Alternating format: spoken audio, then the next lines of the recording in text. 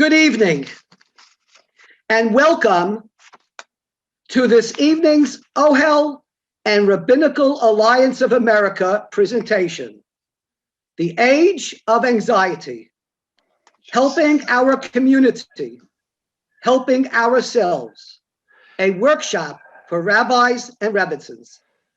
My name is Rabbi Yehuda Blank, Director of Chaplaincy Commission and External Affairs for the Rabbinical Alliance of America and moderator for this evening's presentation. Please note that all participants are muted and questions can only be submitted via chat or Q&A. The webinar is being recorded and will be available in a week on the Ohel website and also the RAA website.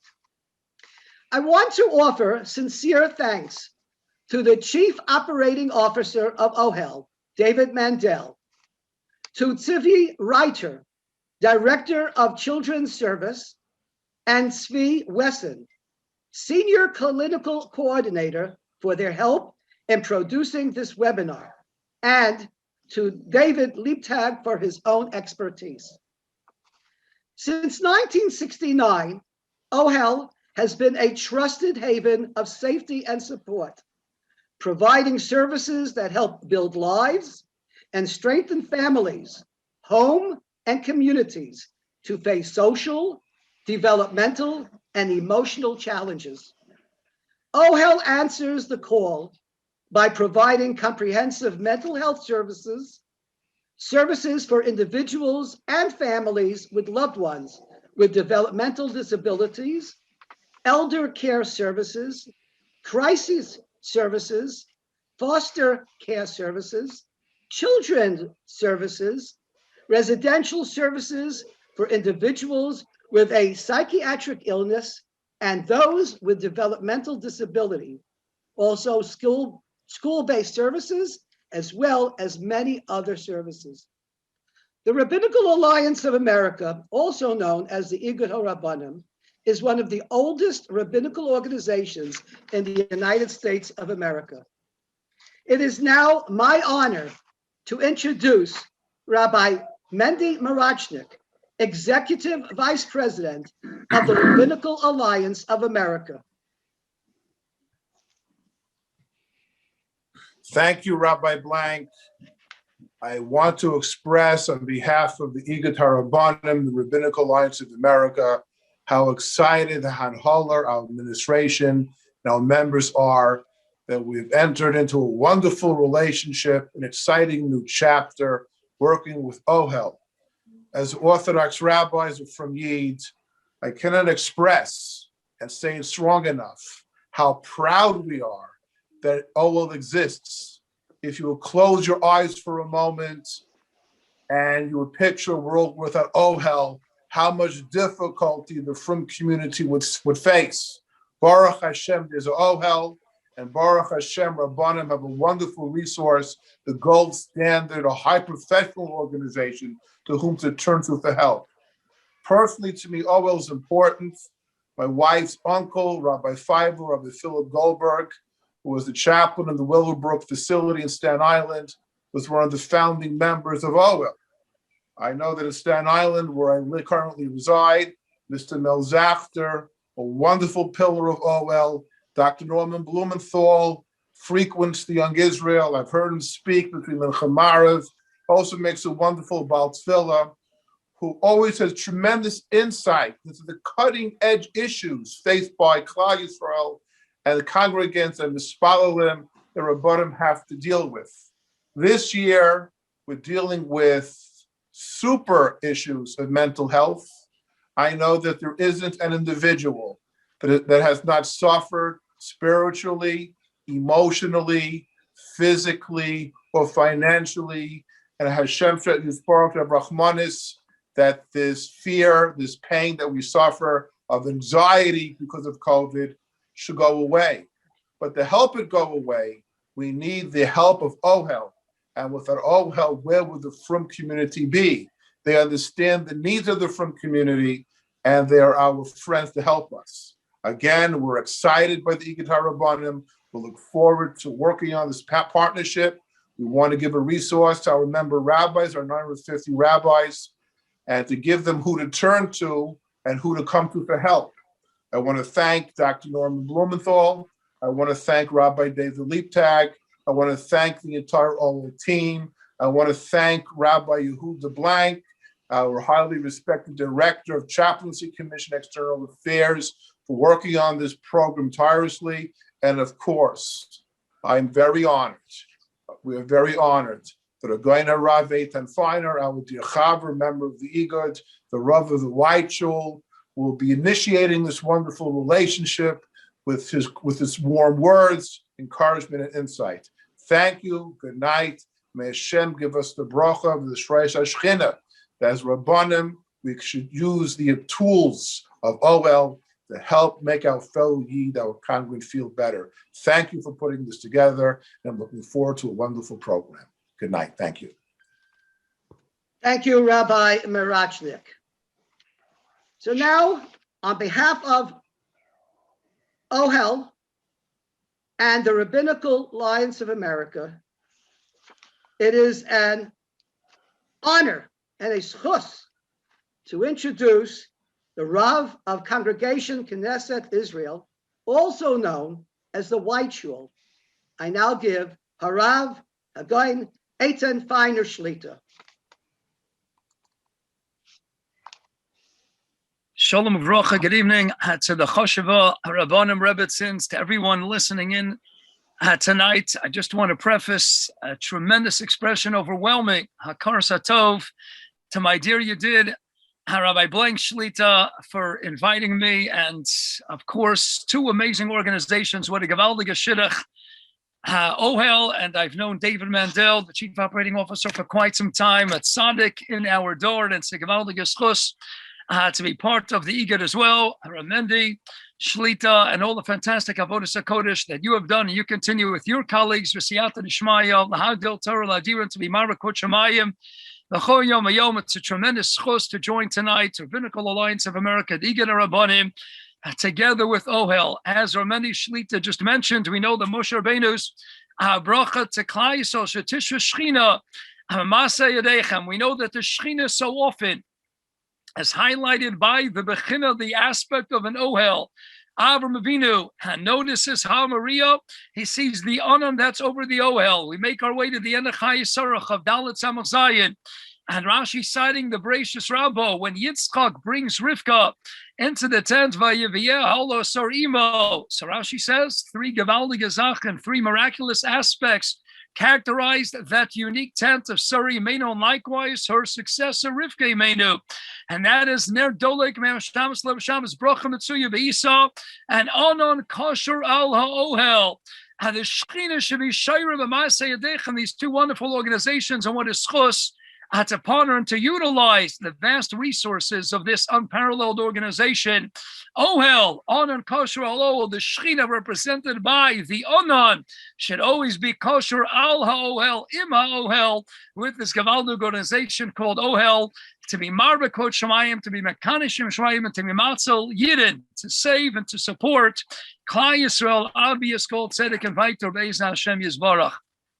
If I may, share with this Choshev HaOlam, this incredible tzibur. This past week was the Shloshim of our Yedid Rabbi Yehuda Kelmer Zechat Tzadik Levrocha, and had the schus to attend a small Shloshim gathering of one of his sons who made a siyum, and he shared with me an unbelievable vart that Rabbi Kelmer had said years ago.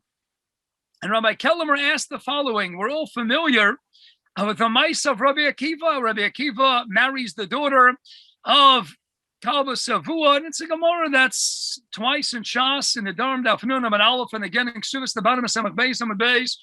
Hashaliva Shalachem Shalahi, the Gemara concludes in Ksuvas Samach Gimel. We're all quite familiar with this mice. Is where we encounter that episode of Rabbi Akiva witnessing the water dripping into the rock. And of course, he makes the cheshbon Hachaste Hashem, he made such a cheshbon, if the water can penetrate the rock and create such a chor, such a hole. After all of these years, then halachas kamakama, and the Torah can penetrate into my mamoke alev, into the recesses of my heart. So what then transpired? What took place thereafter was state in Avastram Nasan and Perak Vav. The Rabbi Akiva went, Halachu beno. He went together with his son, Eitzam Olamdei Tinokas. They went back to kindergarten. They went to Cheder, and he sat and he was low-made Aleph base. He sat in Cheder and he learned Aleph base out with these youngsters. Frekter of Kelemer Zatzal. If you're 40 years old, Ben Arbam Shona, he was 40-year-old Rabbi Akiva at the time, and you want to learn the Aleph base, so sit down with your wife a little bit of time a day, the daughter of the Kabbalah Sabu, and learn an Aleph base. You know what? Better yet, hire a mechanech. Hire for yourself a private mechanech, and he'll teach you the Aleph base. Or, if you don't have money, he was utterly destitute, Rabbi Akiva. So then, you know what? Go ahead and have a next door neighbor, chapa next door neighbor, and have him sit down with you 10 minutes a day, 15 minutes a day. How long is it going to take a 40-year-old to learn the Aleph base? Make it kfiyas with the next door neighbor. Make a charusa shop. Ask Srav Kelmer, of Kelmer Zatzal, the Gavaldig Ha'ora. Chazal are telling us he went to Bedavka to learn Eitzam Olamdei Tinaikis. He went back to kindergarten and he sat alongside these youngsters, the fledgling youth, as he learned what an Aleph was, what a base was. And why did he have to do that? So, my dear friends, Rabbi Sai, I listened to this Gavaldig Geschmack Teretz that Rav Kelmer provided. And that is, that ain't a chanami at 40 years old. He could have had a neighbor, he could have had a charusa, and he could have sat down and he could have learned through the Aleph base. But going back to kindergarten and sitting there alongside these youngsters when the Malami Tinaikis, the Cheder Rebbe, teaches them what an Aleph is, they're not stop learning an Aleph. They're dancing with the Aleph, and they're dancing with the base. They're delving deeply into Agish Shmak. They're living it. They're not just learning it. They don't just learn about Shabbos. They have a Shabbos party. They don't just learn an Aleph and base. They get to lick the honey off the fingertips. David Melech Atilim, Yetesian Aleph, Teres Mesukim, Yidvashon of Sufin. Rabbi Akiva wanted to be down there with the Cheder boys, with the young kindergarten school children. And he also wanted to lick off the honey from the Os Aleph. He didn't want to stop learning it. He wanted to live it. He wanted to breathe it. And more importantly, he wanted to dance with an Aleph and dance with a base to understand the chashivas of every Os. The Mela continues, Rabbi Kellemer, now we understand Menachos Chavtesim and base. Rabbi Marav relates that B'shal Sha'ala Moshe Lamara, Moshe ascends to the pinnacle of Har Sinai, and he sees that the Eibishter is making Sarim, the Cholos V'os, he's adorning every letter in the Torah Kadosha with unbelievable, glorious crowns. And he says, Eibishter, why are you doing this? Hashem says, because also there's going to be an Akiva ben Yosef, and he's going to be Dairish, Kokots, Vekots, Tila, Tilan, Shalalochas, myriad alochas he's going to extract and fur and glean from every single os. Explain of Kellemer. Why is it Dafka Rabbi Akiva? Because Rabbi Akiva understood the chashivus, the geschmack of every os. Who authored, who penned Osios to Rabbi Akiva? The famed Medrash that expounds and elaborates on the nuances and the details inherent contained in every single os. It's Rabbi Akiva. He's the one who darshan still and shalochas because he understood the chashivus of every single os in the Torah. He understood how gewaldig, how geschmack, how lebendig an Aleph is, and an Aleph is 2 yuds and a vav, and he puts it all together. That's Rabbi Akiva. Well, l'chayra, there's more. Because the Arizal and so many others tell us Yisrael as Rosh Tevis, an acronym Yeshi Shemri Ba'osios L'Tov. And every yid corresponds to an os in the Torah. Who is the one, my dear friends, to tell us in the Torah's Kohanim in the Sifra and Kedoshim v'yahavta l'recha kamaycha zeklal golda b'Torah? It's Dafka Rabbi Akiva. Who's the one in Parakim Mishni and Chesed Perkei Avos Chaviv in Yisrael? Shenikrom bonim l'makom and chiva yisera shenadaslem shenimar bonim atem l'Hashem Elokeichem and Rei Yudal Aleph. Who is the one to tell us the chashivas, the beauty of every single yid? Who's the one to bring in a chama, comfort to every yid? Amakas Chavdal and Amad Beis, Akiva Nichamtanu, Rosh Hashanah Chafayim and Aleph, and with Rabbi Yeshua, Akiva Nichamtani. Who's the one to be machshiv and ultimately to give an achama to provide comfort and solace to every yid? A dafka the same, the Zelba Rabbi Akiva, who understood the chashivas of every os because he danced at 40 years old with the Cheder children. He lived in an aleph and a beis. He danced with the aleph, tasted the honey from a beis. This same Rabbi Akiva understands the chashivas of every os in the Torah.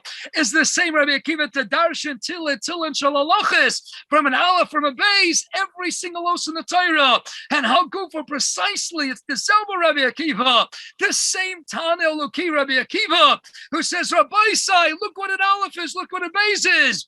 A Yisrael, Yeshi Shemriba Osios Torah, every yid corresponds to an os. Klal Yisrael is only complete when we care about every single yid. And it's Rabbi Akiva to give an achama to Klal Yisrael, Akiva Nichamtanu, Nachmu. That double nachama, Rabbi Akiva is the one. V'havta l'recha kamoicha. His talmidim so severely punished.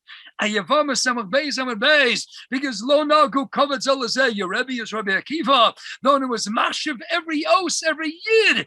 And avada taminacham, you weren't the mashiv it. You didn't learn that lesson from your choshev Rebbe. You're going to be treated more severely. Your punishment will be more harsh than in a typical case. That's Rabbi Akiva. The chashivas of every yid. My dear friends, you have an Igad Rabbanim, Rabbinical Alliance. Look how much time they put into attending to all the manifold needs of the Choshev Rabbanim, the Rebbetzins, doing so much a Klal Yisrael, representing a conglomerate of unbelievable so many sources, so many things they're doing, and how to team up to have a Gavaldige Shidduch, a union with an organization like Ohel that has multiple resources day in and day out, doing so much for Klal Yisrael, to have now an Ohel that spends 24/7, 365 of their time, energy, and resources catering to the needs of Klal Yisrael, but not stam, both in Klali, but both in Prati, both in Ishi, every yid, because every yid matters. It doesn't matter whether you're in an Ohel home, it doesn't matter whether it's geriatrics, whether it's mental health, whether it's parents, whether it's children, every os matters, every yid matters. And Ohel is one glorious Geshmaka Rabbi Akiva that's going out of their way. Yom Valayla, Dr. Blumenthal, all his Gavaldige Siyua that he gives of his leiv and nefesh, Yom Valayla. What Ohel is continuing to do is to provide an achama to kol echad ve'echad, to every single yid. So here we are in our day and age, and clearly, yes, it's a ubiquitous emotion. Everybody has anxiety to a certain degree, and it's positive in a sense. It alerts us to danger. But Rachamon al-Itzlan, anxiety is so prevalent today, so rampant throughout society. And yes, it's afflicted. It's had its ripples within our culture. Our societies is all afflicting people of all backgrounds, all ages. And Befrat now, as was mentioned in COVID, coronavirus further exacerbates the problem, the anxiety. And people who never experienced it before are perhaps experiencing it now. So allow me, as I close this introductory message, to share with you a small little ha'ara that a Choshev Tamachachim from Eretz Yisrael shared with me months ago. He came in from Eretz Yisrael, and he himself was going through a personal tzara in the midst of Corona. And he came into my office. He was collecting for his yeshiva in Eretz Yisrael. And he says, well, I just had an epiphany. I just had an awareness, a newfound recognition when I was sitting on the airplane. He says, I'm going through a terrible tzara right now in the midst of Corona. And I'm feeling a lot of anxiety and a lot of nervousness, a lot of stress, a lot of tension, all sorts of emotions swelling and bursting within him. And he said he was sitting on the airplane and he was thinking, what if there would be someone sitting right alongside him? Somebody who never was on an airplane ever before in his life. And all of a sudden, after reaching altitude, they're holding by 35,000 feet up in the air. And the airplane, as is quite expected, starts to rattle, starts to shake back and forth. They're experiencing some minimal turbulence, but this Alta Yid had never before been on an airplane. And he's sitting right next to you, this Rav says. Imagine he's sitting next to you. And all of a sudden, the plane starts experiencing the turbulence. What does he do? He quickly rushes, takes out his Tehillim from his handbag, and he's zogging Tehillim, and he's crying, Eibishter, save me, I don't want to die. And he's filled with anxiety, inundated with anxiety, like feelings like the fear, what's going to be? Are we going to crash? And you're looking at him, my dear friend, and you look at him and you say, this is normal. We're 35,000 feet up in the air. We're in a metal tin canister, surrounded in an aluminum canister, surrounded by multiple jet streams and different wind currents. What do you expect? Of course it's going to rattle shit, but he's never experienced it before. He naturally is filled with anxiety, but what? He doesn't know that you could trust the pilot. He has done this for years. you trust the plane, and 99.99% of flights land safely. But he's never tasted it before. But what's the ultimate comfort? As Rav said, the ultimate comfort, that's we have a great pilot, an experienced pilot. He says, we go through life, and so often we experience anxiety, and a coronavirus can hit, and families are stricken with anxiety and all levels and fears of the unknown and the loss of the sense of predictability. And their world is shaken up, is stirred, and nothing is routine anymore. And kids, especially, getting more nervous and anxious than ever. Says, what we have to reinforce? The Amudah B'tochen in our lives, the idea that we have the best pilot in the world. Yes, we're on a plane, we're on a flight, but we got the best captain of the ship. We have the best pilot of the plane, the best driver in the world, taking us through the vicissitudes, the roller coaster of life. But if we know that the Eibishter is at the helm, he's at the forefront, the Eibishter is the best pilot in the world. Yes, and life might be filled with apprehension, with anxiety, with various fears and swelling of different emotions, and sometimes rattle us and they shake us and they hurt our status quo. But what? How do we rest assured? We have to be mechanech ourselves. We have to be mechanech our constituents, our many mispalalim, our yedidim, and yes, our own families, our children. We have to go ahead and be mechanech them. And that tzadik v'benosher yichel, living with the Amunah B'tochen. We have the best pilot in the world, HaKadosh Baruch Hu Kaviyachol. He's taking us precisely where we need to go. As Moshe Wolfson writes in Amunah Sitzecha Parshas Kisavo, if you're so mechan the Ribono Shel Olam, based on the Hershey world of phonetic cognates, words of Lashon HaKodesh that sound alike, so often interrelated. If you're somech on the Eibishter, you'll always be besimcha. If you feel ne'ezav, that's when you'll feel ne'etzav. When you're going to feel tzvus, a sense of melancholy, of depression. If you feel that you're ne'ezav, abandoned, separated from the Ribono Shel Olam, that will be going, that'll engender and foster feelings of ne'etzav. But if you're saimech, kol kulo on the Eibishter, hashlech al Hashem yahavcha, v'hu yechak alecha, David writes until him, and then heichav gimel, just give it all over the Kadosh Baruch Hu. I'll live with Amunah, B'tochen, B'boteach, Hashem, then chesed yisavenu, we got the best pilot. Be somech on Hashem yisbarach, and you'll always be besimcha. That's the key. The Amunah B'tochen, that's all the Eibishter. So let's close this introduction with the Gavaldiga Al Small Horror, the Heilige Ramelech Pidam and Shlita. He says so many people are filled with anxiety. Why? Because they're constantly inundated with questions of Lama. Hashem, why is this happening to me? Why is this happening to society? Why did this happen to my friend's father? Why did this happen to my parents' sibling? Why is this? Why all the tzaras? Why are we inundated, saturated with tzara after tzara, nisyonos achayim? Why are we living through such turbulent, difficult times? Lama, so many questions. Lama is Laman Memhei, Gematria 75. And others are constantly asking the question, Amayiyah, Lama is, why did that take place in the past? And Ma'ayir, what's going to be in the future? The fear of the unknown, the pachad, the anxiety, the apprehension. Ma'ayir, what's going to be? What's going to be tomorrow? What's going to be in a week? What's going to be this Purim? What's going to be Pesach? Ma'ayir. And explain Ramelech, Ma'ayir is Gematria B'diuk, exactly 75. What's the answer to Lama? Gematria 75. What's the answer, my dear Rabbi Sai? To Gematria Ma'ayir 75. There's only one answer, and that's B'tochen. Because B'tochen B'diyuk is exactly Gematria 75. The answer to all the lamas in the world, and the answer to all the Ma'ayiyas, what's going to be tomorrow, Purim, what's going to be with society, with the world at large, the United States, when's Mashiach coming? Ma'ayiyah, Lama, Ma'ayiyah, each one, Gematria 75. And the answer to all those questions comes down to one succinct word, B'tochen, based Ches Vav Nun. Gematria exactly 75. That's the answer to all our questions. Yeshakayach Ohel, keeping Menachem, Kol Os V'Os of Am Yisrael. Every single Yid, every Jew matters, every Jew's Sorah matters. Keep giving the Lev Nefesh, like the Choshev of Dr. Blumenthal, and his Gavaldig Avodas HaKodesh. It's a tremendous schos to be part of the schos of Igad Rabbanim, and now to be a part tonight of this new relationship, this Gavaldig Shidduch Igad Rabbanim, and all of Ohel's incredible services. And should be Tishra Shechina Mamasi Yadechem. I should be called Oh, the Shekhinah should always be together with Ohel, together with Igan Rabbanim.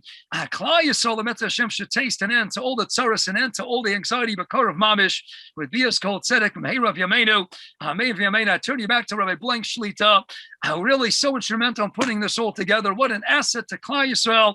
Eibusher should give him Kochas Atzumis, Baruchnius, and Vegashmius, and you'll hear in just a moment from the unparalleled, the Miyuchadik, Dr. Blumenthal, what his Schus Klal Yisrael has to have him, to have Ohel, Atizka Lemitzvus Lekol Tusela Yeshakayach Bruch and Hatzlacha, with all of your avodas Kodesh Mechayel Lachayel Ala Ela Laela Arbias Gold Tzedek and Viter Amen Kain Heroes. Amen. Thank you so much, Rabbi Feiner. You know, this is Rabbi Yehuda Blank again, moderator for this evening's presentation. You know, there's an English saying, this marriage was made in heaven, and this marriage, the shidduch between the Rabbinical Alliance of America and Ohel Taka is made in heaven, meaning that the Rabbeinu Shalom is the biggest and best and most wonderful shadchan of all. And I can't take the credit. I thank the Rabbeinu Shalom for giving me the kayach to help facilitate this, but it's really, as you had mentioned, Rabbi Feiner, it's the Rabbeinu Shalom that we offer Hakaras Hatov. And with this, again, want to thank you, Rabbi Feiner, for your gracious words about the Rabbinical Alliance of America and for your important and meaningful remarks about the important topic being discussed this evening and how vital Ohel is as a major resource for the Rabbanim and Rebbitzins with Ohel's caring and professional staff.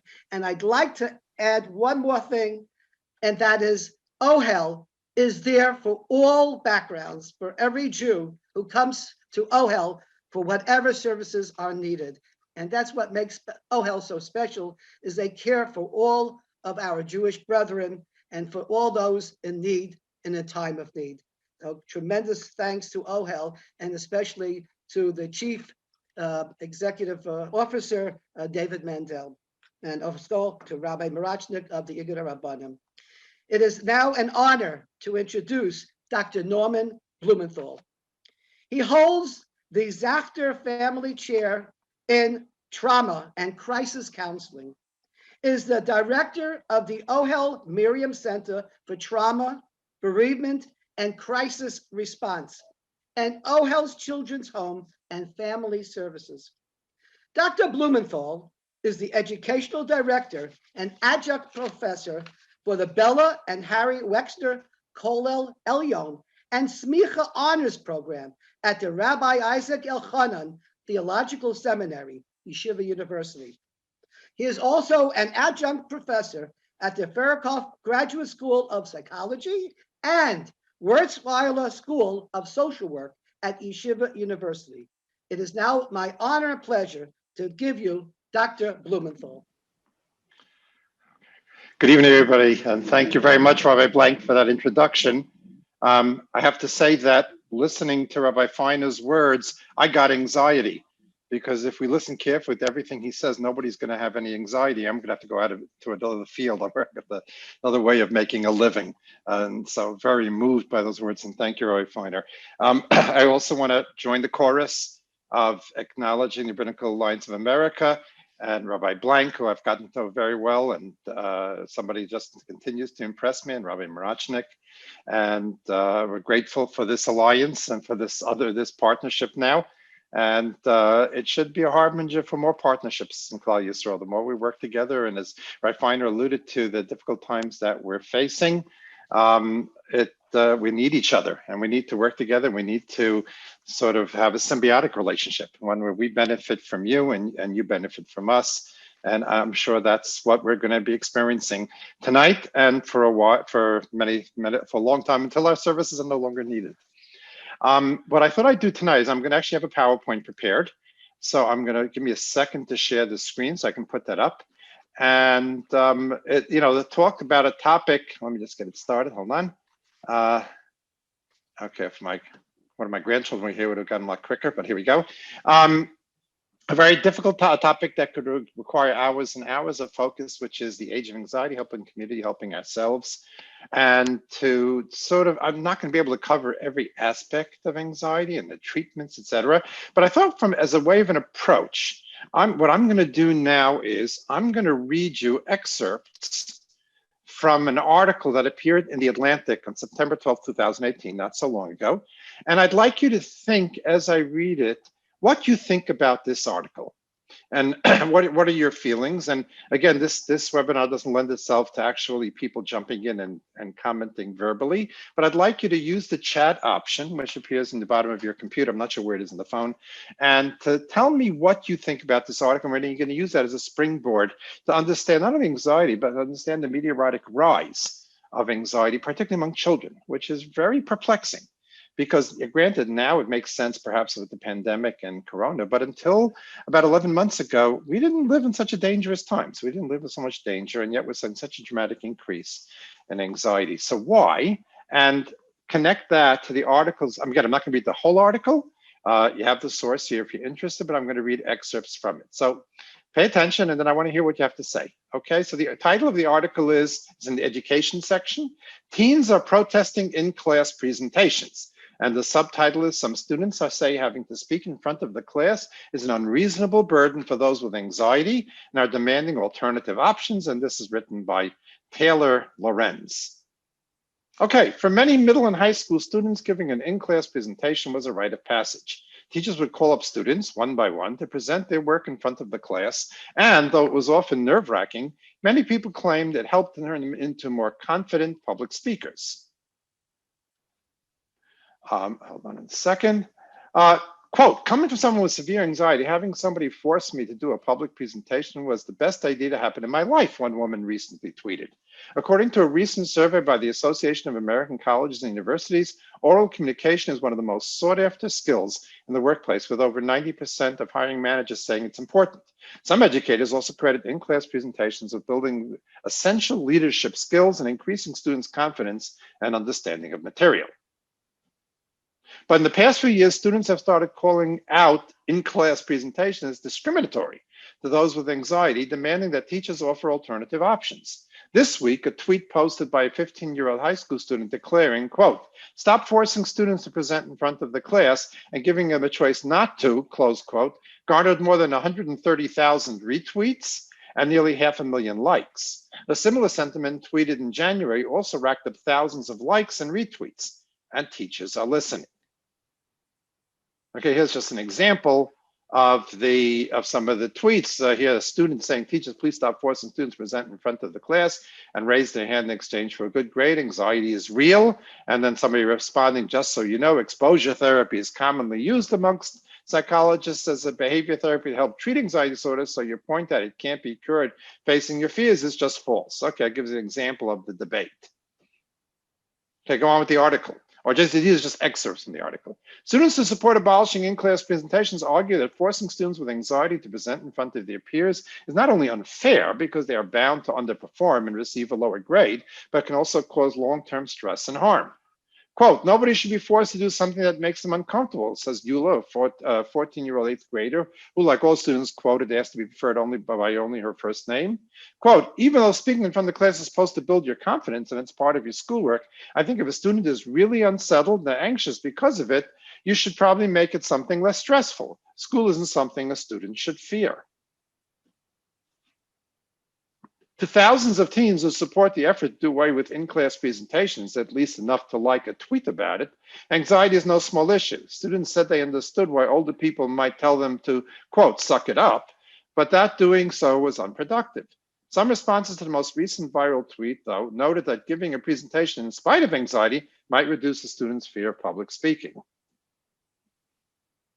Anxiety is increasing at a faster rate than depression as the leading mental health issue affecting teenagers, a recent study in the journal Developmental and Behavioral Pediatrics found.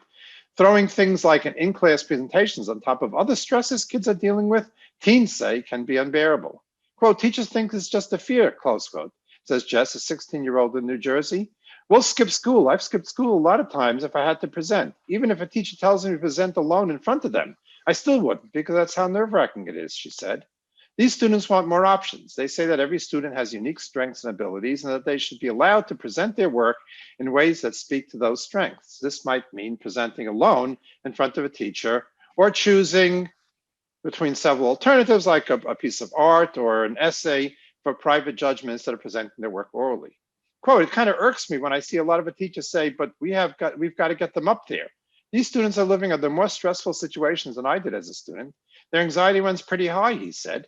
I know we should put them in an uncomfortable situations, but if they suffer from anxiety, they're already in an uncomfortable situation.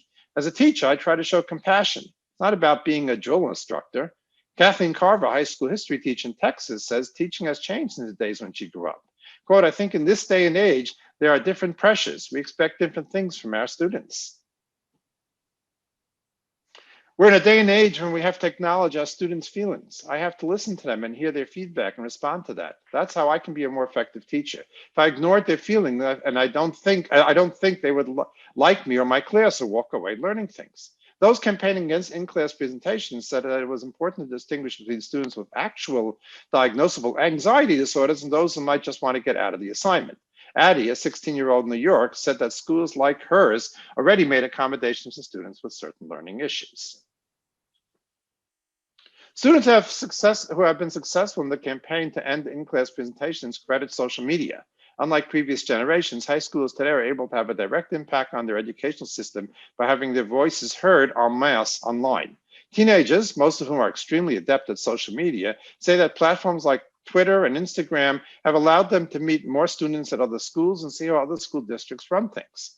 They can then wage campaigns for changes at their own school, sometimes partnering with teens in other districts to make their voice louder. So, what do you think? Anybody have any thoughts? Let me just see if anybody's brave enough. And by the way, you can enter things on the chat just to me, or if or you can do it to everybody. But what do you think about these students who say they have anxiety and they shouldn't be required to present in front of class? Any thoughts? I'll give it a minute just to see if anybody is courageous enough to voice an opinion.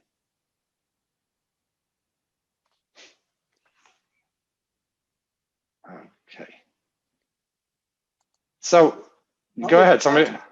Huh? What would the consequences be for some of these children if they're under that type of anxiety? What's the consequences? They have a lot of anxiety. So their argument is that this is a disability and it's discriminating against somebody with a disability to make them present in front of a class. Now, try that on, Rabbi Blank, would try that on one of your teachers when you were growing up. What kind of reception would you get? No comments. Okay, right? So times are changing, okay? And are they right to say, I have anxiety, anxiety about public speaking is very common, and therefore I should not be pressured? Or as the other side, right, you want to overcome that anxiety, you better get up there and speak. Public speaking is essential to functioning. So this issue we're going to address as we go through it. I'm going to come back to it. Okay, by the way, just for comic relief, Jerry Seinfeld in Fear of Speaking, according to most studies, people's #1 fear is public speaking. #2 is death. Death is #2. Does that sound right? This means that the average person, if you go to a funeral, you're better off in the casket than doing the eulogy. Okay. Okay, so anxiety is an emotion characterized by feelings of tension, worried thoughts, and physical changes like increased blood pressure. So anxiety is really fear, but it's not a fear not necessarily linked to an actual threat. So if you're walking down the street and a hungry lion is running towards you, you're going to have anxiety. That's fear. That's normal.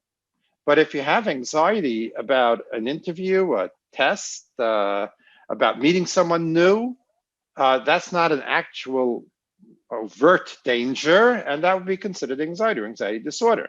The people with anxiety usually have recurring intrusive thoughts or concerns. They may avoid certain situations out of worry. They may also have physical symptoms such as sweating, trembling, dizziness, or rapid heartbeat. And anxiety is very somatic. It does have physical components. Okay, they fill their people's lives with overwhelming anxiety and fear. And it's not just a brief, a brief anxiety caused by stressful events like a business presentation, first date, or weekly Shabbos sermon. Anxiety disorders are chronic, relentless, and grow progressively worse if not treated.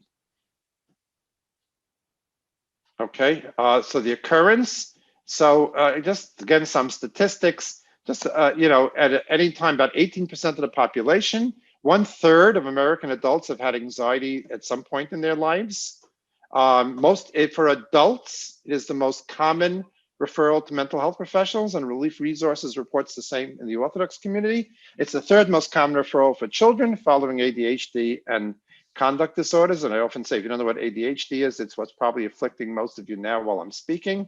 There's an inability to focus and concentrate. Very treatable, but only 37% go for treatment.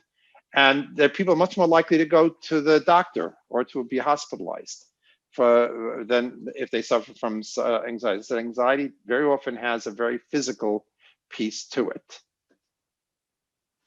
Okay, anxiety does seem to affect 1 in 8 children. Those children who are not treated, it has dire consequences. Tends to co-occur with depression. And there's a general sense, and again, this was alluded to by Rabbi Feiner, that there's a dramatic increase of anxiety among children.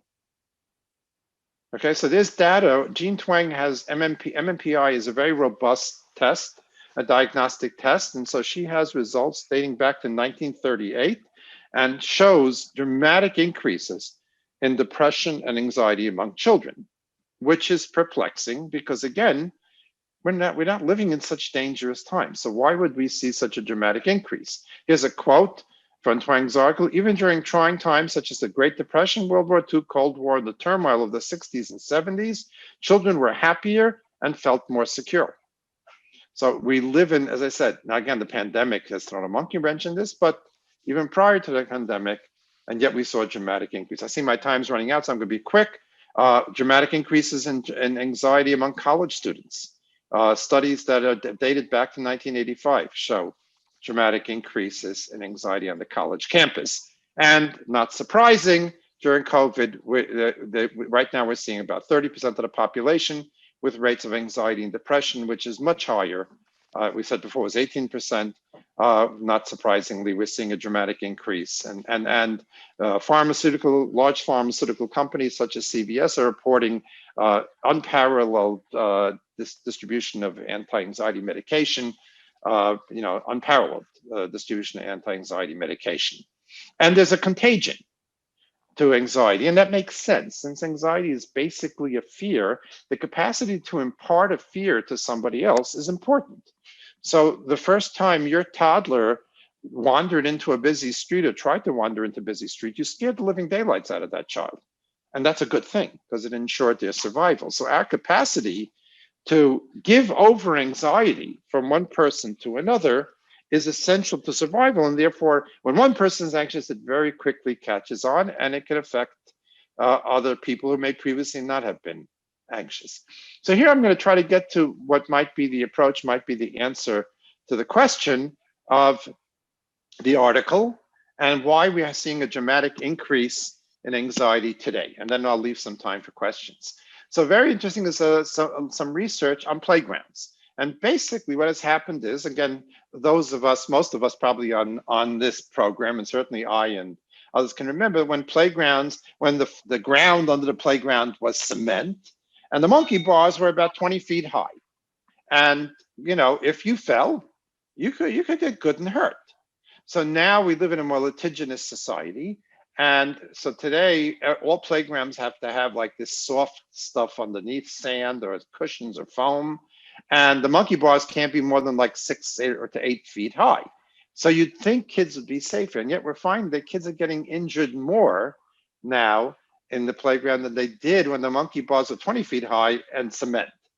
And basically the reason is because, and this I think might explain why we're seeing more anxiety, is that when the monkey bars really were dangerous, children learned how to protect themselves. They learned how to prevent the fall. Now, because we so protect them, they don't learn those skills, and therefore they're getting hurt more. So here's a quote from the article. Paradoxically, we posit that our fears of children being harmed by mostly harmless injuries may result in more fearful children and increased levels of psychopathology.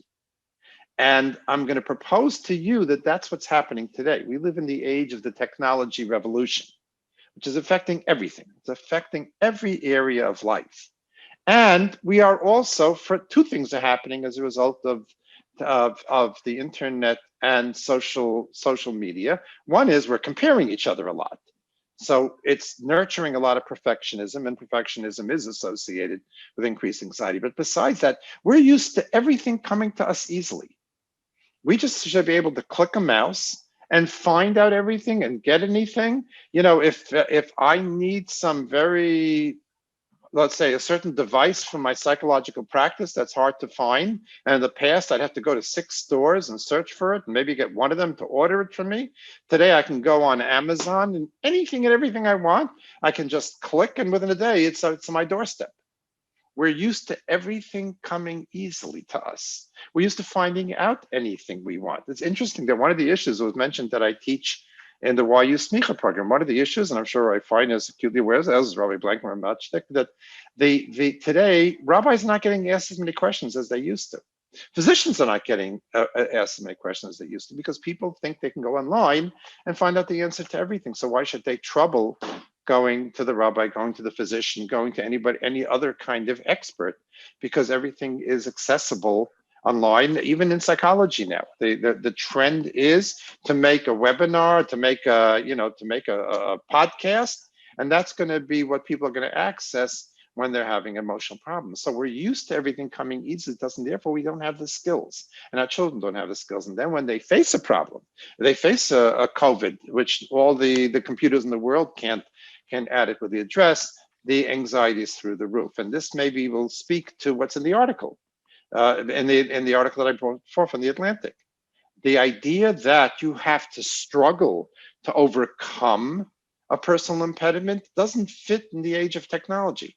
The solution should come. The problem should be bypassed, and therefore our tolerance, our ability to manage anxiety is reduced, and therefore we have an increase in anxiety.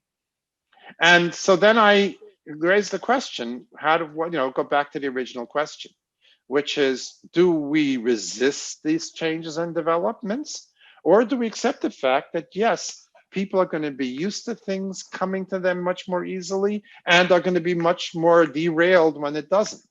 I'd like to quote the great rabbinic figure. There's, I guess, a difference between myself and Rabbi Feiner. Quoted a host of Gedolim and Rabbi Kellerman. I quote Wayne Gretzky. And Wayne Gretzky, the great hockey player, used to say that skate to where the puck is going, not to where it has been. And I think the question that we have to sort of ponder, and I'll be interested in your feedback and questions in terms of this age of anxiety: do we resist it? Do we try to nurture better coping skills so that this purge of, or this pandemic of anxiety will stop? Or do we accept it, that this is the way of life? The way Hashem made the world is every generation, life gets easier and we get less strong. I mean, many of us can remember when we were children, and our sometimes European-born parents would like talk about what it was like for them. You know, how they walked uphill to school and then they walked uphill back home, and then barefoot in 10 feet of snow. And we have to be driven everywhere. And today, our children and our grandchildren have it even easier and more tailored, and accept that and accommodate to that new reality. So I kind of leave you with that question. And food for thought. And we have about 10 minutes. I'm going to just get out of this share. Oh, you can stay on. Oh, okay. You can stay on, Dr. Blumenthal. I have a number of questions to ask. Sure. Okay. I just want to remind everybody that when this presentation concludes, please, you're requested to complete the survey at the end. So here's one question. How does the rabbi keep at bay his own response based on his own anxieties? Should the rabbi disclose his own concerns, own anxieties, and/or what is driving the rabbi, and don't share any such personal issues, such as an example or maybe similar anxieties, thinking that it would be a good opener or soft, caring approach, revealing and sharing personal issues? Mm-hmm. So we actually, Ohel, about a year or two ago, we did have actually a very, it was a surprisingly large turnout. We had to turn people away, actually. It was in the Ohel office itself for a presentation on anxiety. And Rabbi Ron Eisen from Passaic spoke, and he publicly talked about his own anxiety and his own struggle with anxiety, which was incredibly refreshing and enlightening. Everybody knows what a pillar he is of the community, and his famous weekly vort, I think it's called. So yes, I think there is. I think it humanizes someone, and when you share something personal, especially a personal vulnerability, it makes you more endearing. It makes you more plausible when you talk about handling it. The only thing I would tell you is, and I think this applies to mental health professionals and apply to rabbis as well, if you're in the throes, if you're going through a difficult period and you're suffering currently with some intense anxiety, it may not be the right time to bring it up because you don't have a handle on it yourself. There was a very famous psychiatrist, Harry Stack Sullivan. He was known as, he was the founder of the American School of Psychiatry. And he used to tell the residents that he was training them that when you do therapy, there should be only one anxious person in the room, preferably not the therapist.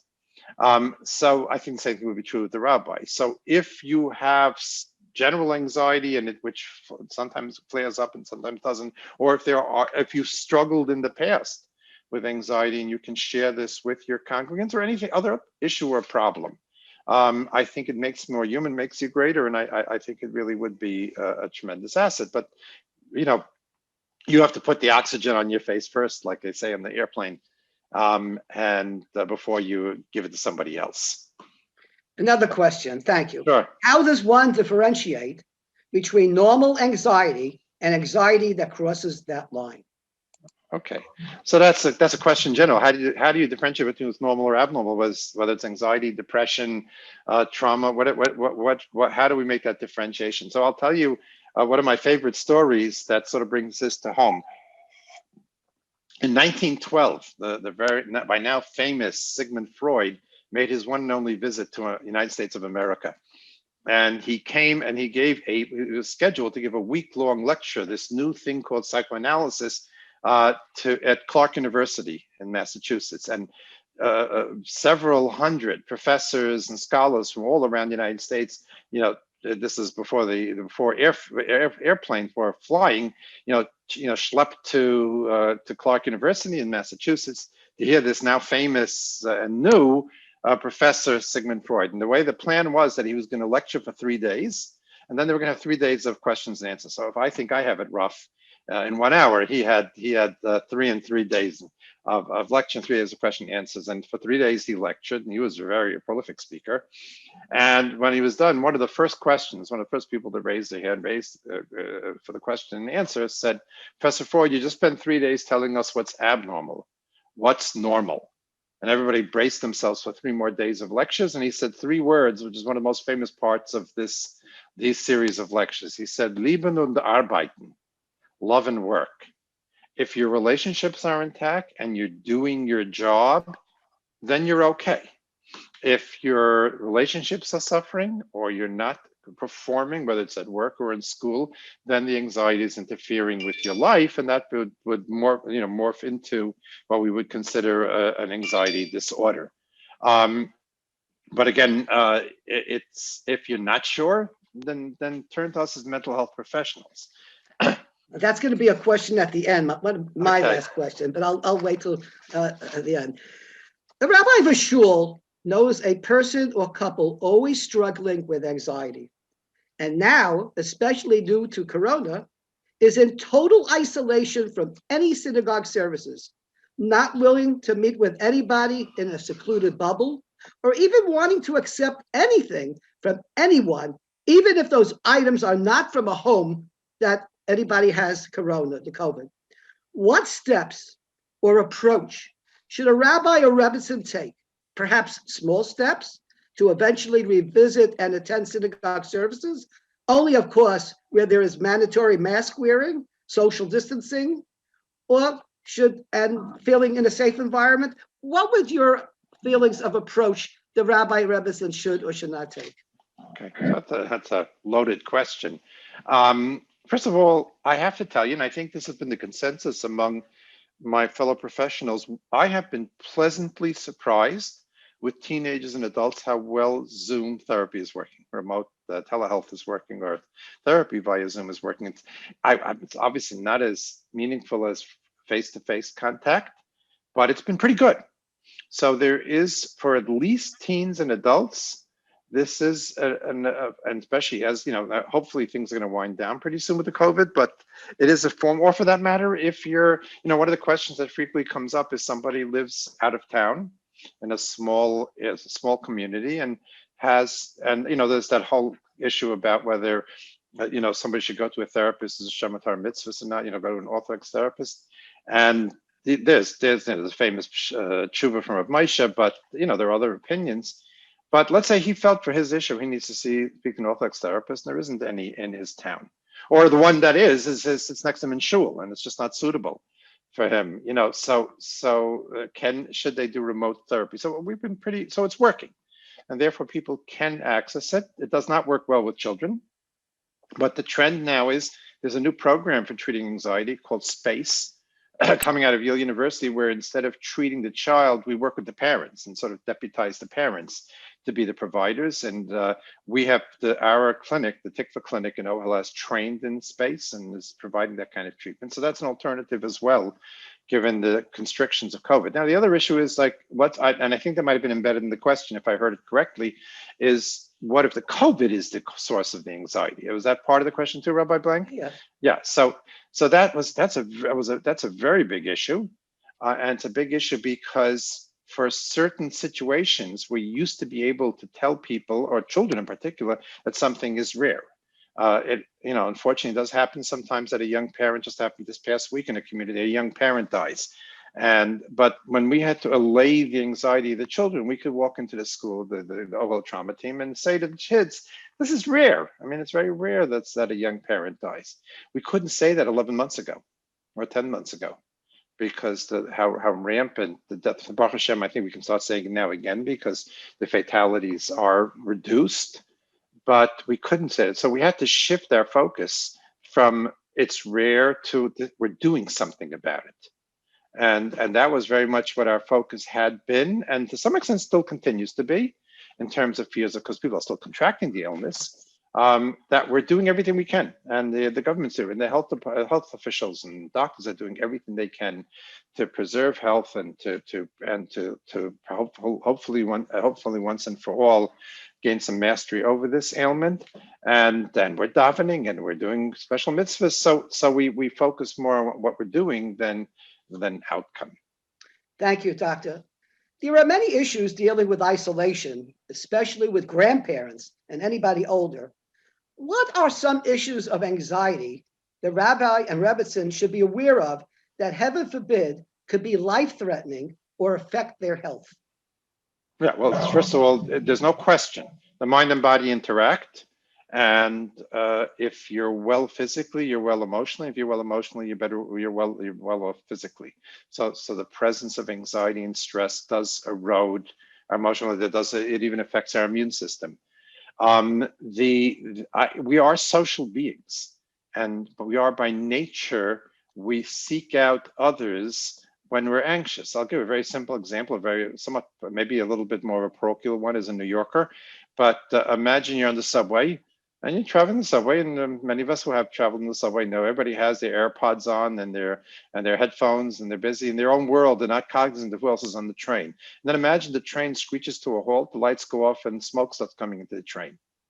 What is the first thing you're going to do? I mean, well, smoke maybe makes it a little too scary. Let's say it just screeches to a halt and lights go off, and you start turning to other people. So, wait, what's going on? You have any idea? Whether you reach out to other people, we are comforted by the presence of others. So those who, because of the pandemic, who are cut off, who are isolated, it's a distinct possibility their anxiety will be increasing. But again, we have, sometimes there's the refuah before the makkah, and I think having the internet and having the capacity to connect and relate as we are tonight just imagine if we had this pandemic before there was technology.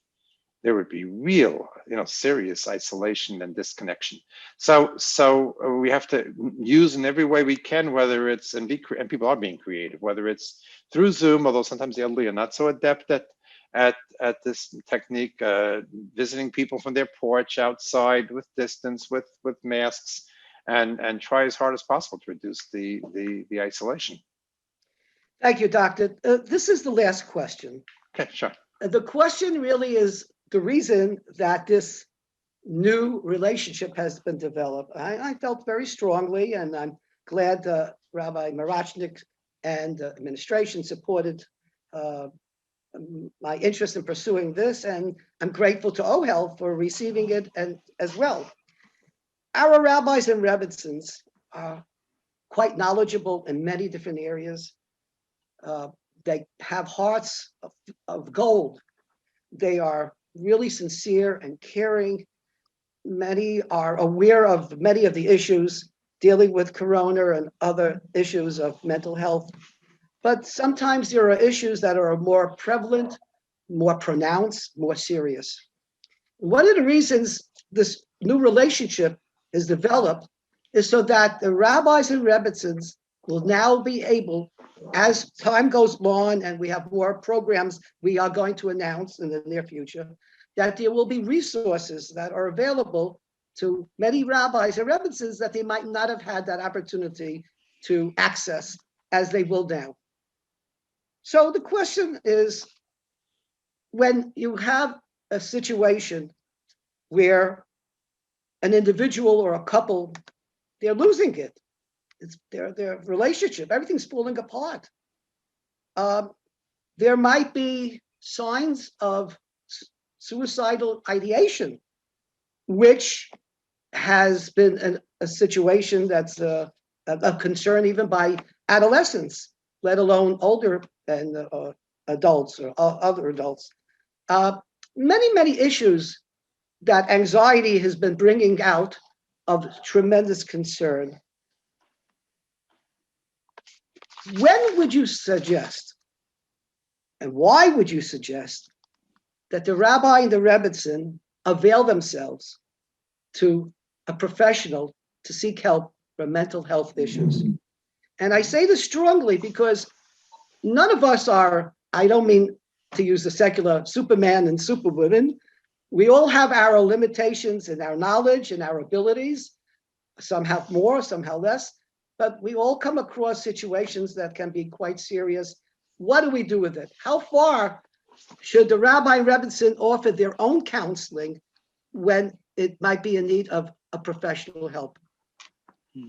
Yeah, so your question is what some, like Dr. Pelkovitz and I spend a lot of time on with the YU Smicha students, like where's the line between the counseling of the rabbi and where the professional comes in. And it's even a more relevant question today than it's ever been in the past, because the role of the rabbi, and for that matter, the teacher, is expanding. And there is today a much greater expectation, the day and age of the austere, the Rabbi Leo Young, the austere remote rabbi who gave sermons and paskin shilas, but didn't get involved in your personal life, is gone. There is a natural expectation today, more and more so, that the rabbi will be available in a sort of counseling capacity. So I think again, we're going to go back to maybe the Leben and Arbeiten, how much does it interfere with your life? And I think most astute rabbis and rebbitzins will sense when they're in over their head. I mean, there are two other points that are important to this question. And again, I'm giving you a thumbnail of something we spend a lot of time on. One of them is that, I'm trying to remember myself what the 2 points were. Okay, hopefully they'll come back to me. But one of them is that the rabbi can be part of the healing for psychiatric illness. It's not just a matter. Oh yeah, let me go back. I remember the second point. One of them is how do you make a referral? Making a referral to mental health professionals is not like making a referral to your dentist. Somebody that has a cat, has a toothache, I have this great doctor. Here's his number. Go to him. A mental health professional, it becomes more like a relationship. It's a relationship-based treatment. Some people dispute that. Some people don't think so, but I'm from the old timers, and I do still believe it is. And that sometimes it's a matter of who the provider is. I got a call today from someone who has a situation. It's a woman has a situation that was right up my alley. I could have been of assistance to her, but she said, "I want a woman. I'm just more comfortable talking to a woman," and I understood that perfectly. And I made a referral to a female therapist. But it's, so you have to keep that in mind, and you have to facilitate the referral. You can't just give them here's a card, go to this person. Sometimes you have to call the person first. Sometimes you join them for the first session and create that transition so that it transitions from the rabbi congregant relationship into a more professional one. The other thing is that, as I said, I was saying before, the rabbi can be part of recovery from mental illness. The mashal I give to the YU Smicha students is, imagine somebody has heart disease, or somebody has a heart attack. You're not going to go to the rabbi. You're going to go to the cardiologist, and the cardiologist is going to take care of it medically. He's going to put in the stent, he's going to give you medication, whatever. Then, as you're recovering, there are other people that become important. A nutritionist becomes important. So do you eat right? A personal trainer becomes important. So you build up the strength of the heart muscle. There may be a coach or an advisor to make sure that there's less stress at your work. So there are a lot of people that play roles in your recovery, and that's true even if a congregant has a breakdown. The treatment has to be the professional. But as they recover, a Rav giving them a hashkafic approach to tzaras, as Rabbi Feiner so eloquently did before, or a rabbi sitting and learning a Mussar Sefer with somebody who's recovering from depression and needs to alter his or her way of thinking. Participating in shul events, becoming a more active member, increasing the social connection that can be in a shul, can all be part of the recovery from mental illness. So the rabbi and rebbetzin have a very important role, even if they aren't the direct or primary treating personnel. Thank you very much, Dr. Thank you. Thank everybody for participating. And as I said, it's a marriage made in heaven. We thank HaKadosh Baruch Hu for this opportunity of presenting this wonderful presentation of great Hakaras Tov to Harav Eytan Feiner, and especially to Dr. Norman Blumenthal.